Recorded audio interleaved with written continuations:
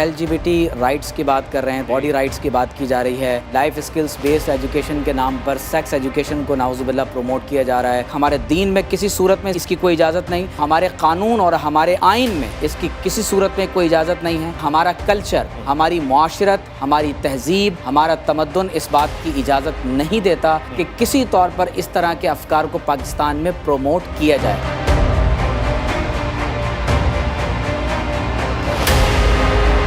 یہ قدرت کا کھیل ہے جس میں ہمارا کوئی عمل دخل نہیں ہے کہ مرد کو بعض دفعہ پسند کرتے ہیں، عورت کو پسند کرتی ہے، اور تو اور اس میں بھلا میرا یا کسی اور کا کیا قصور؟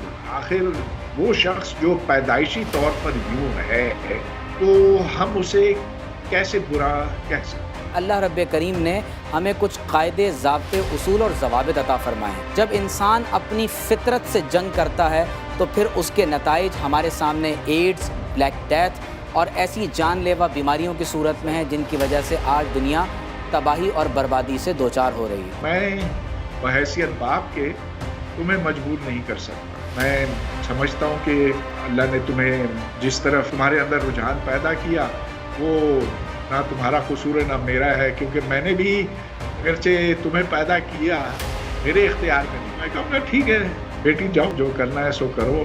اللہ تبارک و تعالیٰ نے اس عمل کو قرآن و سنت میں حرام قرار دے دیا ہے۔ پہلی بات یہ کہ کیونکہ یہ اللہ کی وحی قرآن کے خلاف ہے، لہٰذا ہمارے ہاں یہ لیگلائز نہیں ہو سکتی۔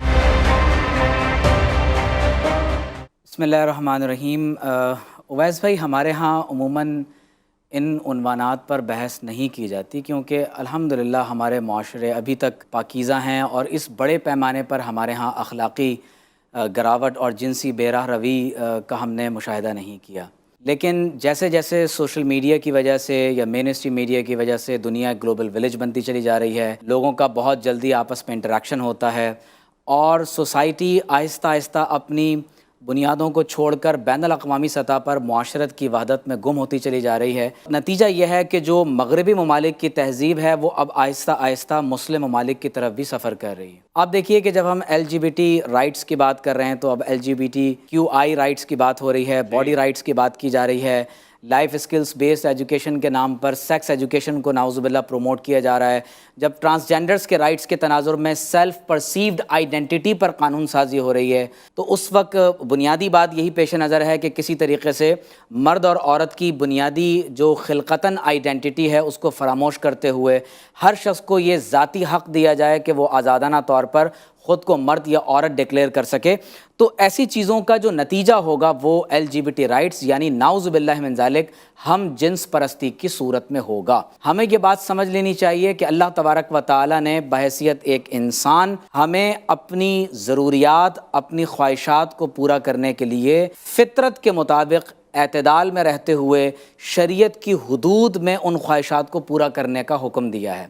یعنی مثال کے طور پر اگر آپ کو کھانا کھانا ہے، یہ ہماری ایک بنیادی جسمانی ضرورت ہے، لیکن کیا یہ کھانا ہم چوری کر کے کھا سکتے ہیں؟ کیا ہم ڈاکہ مار کر کھا سکتے ہیں؟ کیا سور کا گوشت کھایا جا سکتا ہے؟ کیا کسی اور کے کھانے کی طرف چھینا جھپٹی کرتے ہوئے اس کے حق پر ڈاکہ ڈالا جا سکتا ہے؟ تو بالکل اسی طرح سے جو اللہ تعالیٰ نے انسان میں جو ایک جنسی خواہش کی یا جو پروردگار عالم نے جو ہمارے وجود کے اندر بائیولوجیکل نیڈز کو رکھا ہے تو ان کو پورا کرنے کے لیے اللہ رب کریم نے ہمیں کچھ قاعدے، ضابطے، اصول اور ضوابط عطا فرمائے ہیں۔ جب انسان اپنی فطرت سے جنگ کرتا ہے تو پھر اس کے نتائج ہمارے سامنے ایڈز، بلیک ڈیتھ اور ایسی جان لیوا بیماریوں کی صورت میں ہیں جن کی وجہ سے آج دنیا تباہی اور بربادی سے دوچار ہو رہی ہے۔ تو میں یہ سمجھتا ہوں کہ پاکستان میں گریجولی اس طرح کے جو بدترین اخلاقی گراوٹ کے اعمال ہیں اگر ان کو پروموٹ کرنے کی کوشش کی جا رہی ہے، نمبر ایک ہمارے دین میں کسی صورت میں اس کی کوئی اجازت نہیں، نمبر دو ہمارے قانون اور ہمارے آئین میں اس کی کسی صورت میں کوئی اجازت نہیں ہے، اور نمبر تین یہ کہ ہمارا کلچر، ہماری معاشرت، ہماری تہذیب، ہمارا تمدن اس بات کی اجازت نہیں دیتا کہ کسی طور پر اس طرح کے افکار کو پاکستان میں پروموٹ کیا جائے۔ دیکھیے، ایک شخص اگر زہر پی لیتا ہے یا کسی کو قتل کر دیتا ہے یا کسی بیماری کو پھیلانے کا سبب بنتا ہے۔ پاکستان کے بشمول پوری دنیا میں جب ہم دیکھ رہے ہیں کہ پوسٹ کرونا ورلڈ کے اندر کس طرح سے گریجولی حالات جو ہے وہ تبدیل ہوتے چلے جا رہے ہیں، یعنی پابندی لگا دی گئی کہ اگر آپ ماسک لگا کر نہیں آئیں گے تو آپ کی وجہ سے کوئی دوسرا شخص متاثر ہو سکتا ہے۔ تو LGBT رائٹس کو اگر آپ یعنی کوئی شخص پروموٹ کرتا ہے تو اس کا نتیجہ ظاہر ہے کہ ہمارے نزدیک ایز اے مسلم ہم اس کو کیسے دیکھتے ہیں؟ پہلی بات یہ کہ یہ اللہ تعالیٰ کے حکم کے خلاف ایک جنگ ہے۔ اللہ رب کریم نے قوم لوط کی مثال قرآن مجید میں عطا فرمائی ہے، اور اللہ تبارک و تعالیٰ نے عمل قوم لوط کی وجہ سے جو عذاب ڈیڈ سی جہاں پر آج موجود ہے، جس قوم پر پروردگار عالم نے جو عذاب نازل فرمایا، اس کا ذکر اللہ تعالیٰ نے یوں فرمایا ہے کہ فَأَخَذَتْهُمُ الصَّيْحَةُ مُشْرِقِينَ، فرمایا کہ ایک سخت چنگھاڑ نے صبح کے وقت ان کو آ لیا۔ فَجَعَلْنَا عَالِيَهَا سَافِلَهَا، فرمایا کہ ان کے نچلے حصے کو پروردگار عالم نے ان پر الٹ دیا۔ وَأَمْطَرْنَا عَلَيْهِمْ حِجَارَةً مِّن سِجِّيلٍ، اور پکی ہوئی مٹی کے کنکروں کی بارش پروردگار عالم کی طرف سے ان پر کی گئی، اور فرمایا کہ اللہ رب کریم نے ان کو تباہ و برباد فرما دیا۔ تو حرج کیا ہے؟ ہمارے آئین کے متصادم ہے، ہماری شریعت کے متصادم ہے، اللہ تبارک و تعالیٰ کے حکم کے خلاف جنگ ہے، فطرت کے خلاف ہے، اور اس کی وجہ سے پوری دنیا کے اندر ایڈز، HIV اور طرح طرح کی بیماریاں پھیلنے کا اندیشہ ہے۔ نسل انسانی کو سب سے بڑا خطرہ ہے۔ ٹھیک ہے، دیکھیے کہ جب کوئی شخص اپنے پیش نظر صرف لذتیت کو اپنا مقصد حیات بنا لے گا تو نتیجہ کیا نکلے گا کہ پھر نسل انسانی کی بقا خطرے میں پڑ جائے گی۔ اگر انسان کی بایولوجیکل نیڈز ہیں تو وہ ان کو شریعت کے دائرے میں رہتے ہوئے، فطرت کے مطابق، اعتدال میں رہتے ہوئے، قانون کے مطابق ان کو پورا کرنے کی کوشش کرے۔ دیکھیے نفسیاتی بیماری بھی بعض لوگوں کو ہو جاتی ہے۔ پیڈوفائلز آپ نے دیکھا ہے کہ پوری دنیا میں ہیں کہ وہ بچوں کے ساتھ پھر جنسی عمل کرنے میں جنسی تسکین محسوس کرتے ہیں۔ تو یقیناً یہ نفسیاتی بیماری بھی ہو سکتی ہے، لیکن ایک بنیادی بات یہ ہے کہ جب انسان تصور آزادی، ویسٹ کے تصور آزادی کے ساتھ وہ اپنے آپ کو آزاد تصور کرتا ہے تو ان الانسان لیطغی ان رآہ استغنی، تو آزادی کا یہ نعرہ پھر انسان کو جانوروں سے بدتر صورتحال کی طرف لے جاتا ہے۔ تو میں یہ سمجھتا ہوں کہ اس آزادی کے نعرے کی وجہ سے آج وہ لوگ LGBT رائٹس کی بات کر رہے ہیں، اور ظاہر ہے کہ پھر بھارت کے اندر تو یہ صورتحال مزید خراب ہو گئی۔ اب وہاں پر بعض عورتوں کی شادی سانپوں سے ہو رہی ہے، کتوں سے ہو رہی ہے۔ تو اب آپ مجھے بتائیں کہ یہ کیا ہے؟ تو جب لوگ آزادی کے نام پر یہ نعرے لگائیں گے تو پھر مرد کی مرد سے کیا، پھر مرد کی جانور سے بھی شادی ہونی چاہیے، اور مغرب میں زوفیلیا کے نام سے یہ سب ہو رہا ہے۔ دیکھیے ذاتی طور پر تو اس کو شدید ناپسند کرتا ہوں کہ یہاں ہم جنسی ہو، ہم جنس تعلقات ہوں، کیونکہ میں ایک نارمل سا شخص اور ظاہر ہے کہ ہر نارمل شخص کو یہ چیز کچھ اچھی نہیں لگتی۔ لیکن دوسری طرف میں سائنٹسٹ بھی ہوں، تو یہ میرے علم میں ہے کہ ہم وہی ہیں جو ہمارے جینز ہمیں بناتے ہیں۔ میری ناک سیدھی ہے، چپٹی نہیں ہے، میرے بال کالے ہیں، کالے تھے اب تو نہیں رہے، لیکن بچپن میں تو چلیے کالے تھے، وہ بھورے نہیں تھے، وہ سنہرے نہیں تھے۔ یہ سب اس لیے کہ جو مجھے ورثے میں ملا، جو میرے والدین نے مجھے دیا اور ان کو ان کے والدین نے دیا، سو آگے چلتا چلا گیا۔ اب یہی بات ہم جان چکے ہیں کہ جو ہوموسیکشولیٹی ہے، ہم جنسی ہے، یہ بھی بہت حد تک ہمیں ورثے میں ملتی ہے۔ یہ ہمارے جینز طے کرتے ہیں کہ ہماری پسند ناپسند کیا ہے، اور اس کے اوپر اگرچہ تھوڑا سا کنٹرول ہے لیکن بہت زیادہ نہیں ہے۔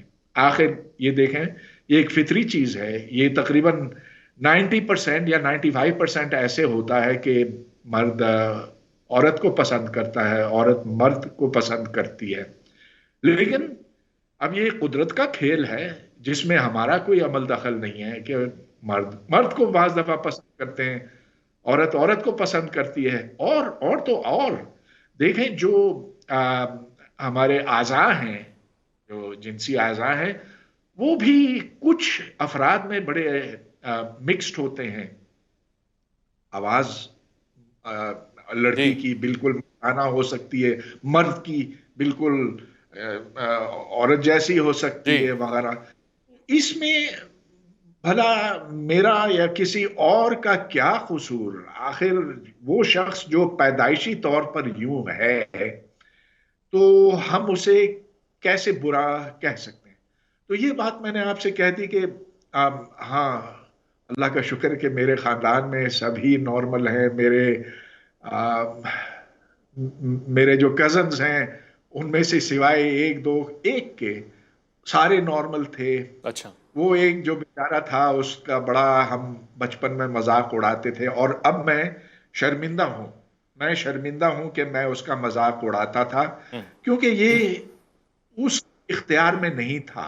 ठीक है। वो लड़कियों जैसे कपड़े पहनना पसंद करता था, उसकी आवाज बहुत बारीक थी। हमने उसको इतना तंग किया कि वो बेचारा उस वक्त रो पड़ता था। फिर बाद में वो चला बाहर, और पता नहीं जिंदा है, हयात है, क्या है।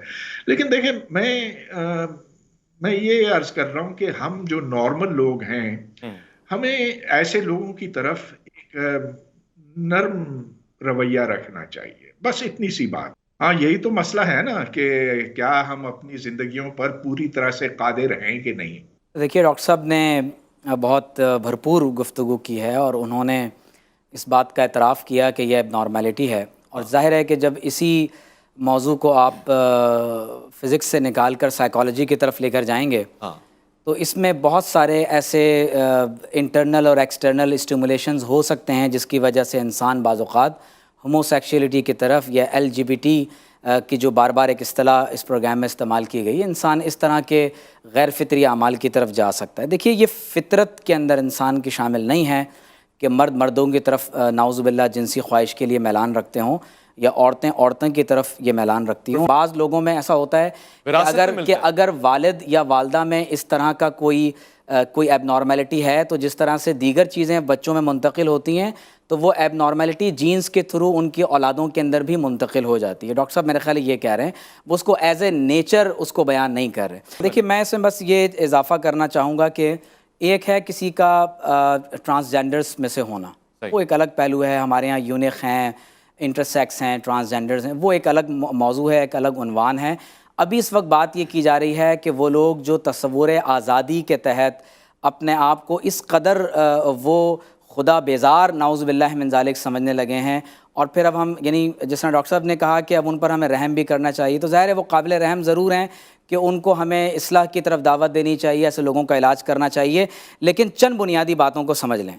नंबर एक, इस पर किसी भी किस्म की हम कानून साजी इसलिए नहीं कर सकते क्योंकि अगर आप ऐसे लोगों को एज ए राइट आप कानून साजी के तहत आप इनको उनका यह हक़ देंगे, तो नतीजतन बशमूल पाकिस्तान दुनिया के तमाम खित्तों में जहाँ जहाँ ये चीज़ लीगलाइज़ की जाएगी, तो वहाँ आप फितरत से जब जंग करेंगे तो नस्ल इंसानी को ख़तरात लाहिक़ होने के साथ साथ जिन तरह की बीमारियाँ माशरे के अंदर फैलना शुरू होंगी, यकीनन वो हमारे लिए एक काबिल तवज्जो बात है। दूसरी बात यह है कि अगर किसी शख्स को किसी मर्द की तरफ मैलान होता है, किसी औरत को औरत की तरफ मैलान होता है, तो इस तरह की हज़ारों ख्वाहिशें ऐसी हैं कि जो इंसान के अंदर हराम तौर पर परवान चढ़ती हैं। ये भी हो सकता है कि एक मर्द किसी नामहरम औरत की तरफ माइल हो, एक मर्द किसी और दूसरी आदमी की बीवी की तरफ मैलान रखता हो, कोई औरत किसी और के शौहर की तरफ मैलान रखते हो। तो ये जो हराम और नाजायज़ ख्वाहिशात हैं, शरीयत का हुक्म यह है कि हमें इन ख्वाहिशात से अपने आप को रोकना है और उन बायोलॉजिकल नीड्स को फितरत के मुताबिक एतदाल में रहते हुए, शरीयत के दायरे में रहते हुए उनको पूरा करना है। ठीक है। फिर इसमें एक चीज़ मैं और ये ऐड कर दूं, आप देखिए कि मगरिब में तो अब रुझान जूफिलिया का भी है, उसमें तो बाकायदा जानवरों के साथ भी बाज़ लोग अब अपनी जिनसी ख्वाहिशात पूरे कर रहे हैं। हिंदुस्तान के अंदर मैंने आपसे कहा कि कुत्तों और सांपों के साथ बाकायदा लोगों की शादियां औरतों की शादियां हो रही हैं। और फिर अब तो पेडोफाइल्स आ गए हैं। ज़ाहिर है कि जो पेडोफाइल्स जो हैं ये भी नफ्सियाती तौर पर बीमार होते हैं। अब अगर कोई शख्स बच्चों की तरफ नाउज़ुबिल्लाह ऐसा मैलान रखता है, पाकिस्तान के अंदर भी आप देख रहे हैं कि ग्रेजुअली इसकी शरह बढ़ रही है, तो हम यकीनी तौर पर ऐसे लोगों को किसी हॉस्पिटल में दाखिल तो ज़रूर कर सकते हैं, उनका इलाज तो ज़रूर कर सकते हैं, लेकिन फ्रीडम के नाम पर ऐसे लोगों के लिए कानून साजी करना वो यकीनन पूरी इंसानियत के लिए मुहलिक हो। उमर साहब ने बहुत चंद अच्छी बातें की। बच्चों को अगर इसका निशाना बनाया जाए जिनसी ख्वाहिशात का, तो फिर ज़ाहिर है कि ये बहुत ही ख़राब बात है, मायूब चीज़ है। और अफसोस के साथ कहना पड़ता है कि हमारे यहाँ ये बहुत ज़्यादा होता है। خاندانوں کے اندر ہوتا ہے، مدارس کے اندر ہوتا ہے، اور چند ایسی مثالیں ہمارے سامنے آئی ہیں جس میں بہت اعلیٰ درجے کے جو ایک مفتی صاحب بھی پکڑے گئے تھے اس میں. اسکولز میں بھی تو ہوتا ہے. ہاں، اس پر تو سخت ممانعت ہونی چاہیے. اس پر یہ تو قانوناً بھی منع ہے اور ہونا چاہیے.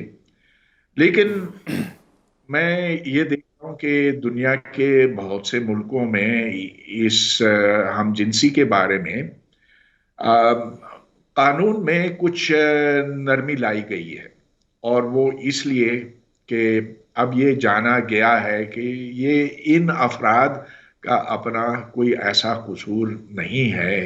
یہ فطرت سے انہیں جو ملا تحفہ کہہ لیجئے، جو بھی ہے، یہ ایک ایسی چیز ہے جو آپ اور میں تو نہیں پسند کرتے. لیکن اس کو عمیر صاحب نے، ڈاکٹر صاحب نے غیر فطری کہا. ہاں، اس حد تک تو ہم غیر فطری کہہ سکتے ہیں کہ بیشتر لوگ نارمل ہیں، یعنی کہ مرد عورت کو پسند کرتا، عورت مرد کو، تو وہ کشش اس طرف ہے. لیکن 10-15-20% لوگ تو ایسے ہیں نا ایک سماج کے اندر جو اس طرح کی خواہشات رکھتے ہیں. ہم انہیں دھتکار نہیں سکتے، ہم ان کی زندگیاں اجیرن نہیں بنا سکتے. اور اسی لیے جو بعض ملک ہیں دنیا کے، آپ نے امریکہ کا نام لیا ہے، امریکہ میں یہ تو کم ہے، لیکن یورپ میں تو اس کو مکمل طور پر قبول کر دیا گیا ہے. چین میں بھی اس کو بہت حد تک قبول کیا ہے، جاپان میں، اور بہت سے ترقی یافتہ ملکوں میں. تو غرض یہ کہ وقت کے ساتھ ساتھ انسان اپنے قوانین پر نظر ثانی کرتا ہے. حالانکہ ان تمام ملکوں میں ایک زمانے میں یہ چیز انتہائی معیوب سمجھی جاتی تھی، لیکن وہاں اب چونکہ انہوں نے یہ دیکھا ہے کہ ہاں، سائنس ہمیں یہ بتاتی ہے، عقل ہمیں یہ بتاتی ہے کہ جو جس طرح سے ہم سماج کے لوگوں سے برتاؤ رکھتے ہیں اس میں وقت کے ساتھ تبدیلی آنی چاہیے. اچھا. جو قوانین ساکت اور جامد ہوتے ہیں وہاں پھر لوگ بہت پسماندہ ہو کے رہ جاتے ہیں. اب دیکھیے ہمارے ہاں بھی فرق آیا ہے نا. آج آپ دیکھیں، ہاں، سود والی بینکاری چلتی ہے، پورے پاکستان میں چلتی ہے، اور اسے آپ ختم نہیں کر سکتے. ٹھیک ہے.